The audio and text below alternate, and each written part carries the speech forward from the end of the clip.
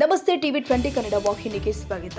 ವಿದೇಶದಿಂದ ಕೊಲೆ ಆರೋಪಿ ನಟ ದರ್ಶನ್ ಬೆಂಗಳೂರಿಗೆ ಆಗಮಿಸಿದ್ದಾರೆ. ವಿದೇಶದಲ್ಲಿ ಸಿನಿಮಾ ಶೂಟಿಂಗ್ ಮುಗಿಸಿಕೊಂಡು ಬೆಂಗಳೂರಿಗೆ ವಾಪಸ್ಸಾಗಿದ್ದಾರೆ. ದೇವನಹಳ್ಳಿ ಬಳಿಯ ಕೆಂಪೇಗೌಡ ಏರ್ಪೋರ್ಟ್ನಿಂದ ಕುಟುಂಬದ ಜೊತೆ ಮನೆಯತ್ತ ಕಾರಲ್ಲಿ ಪ್ರಯಾಣ ಮಾಡಿದ್ದಾರೆ.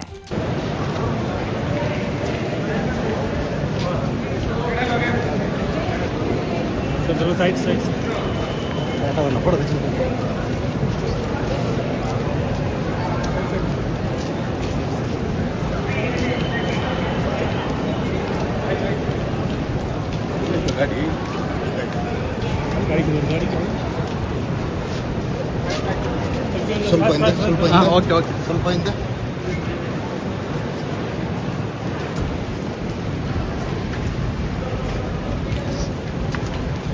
Thank you. Welcome. Thank you.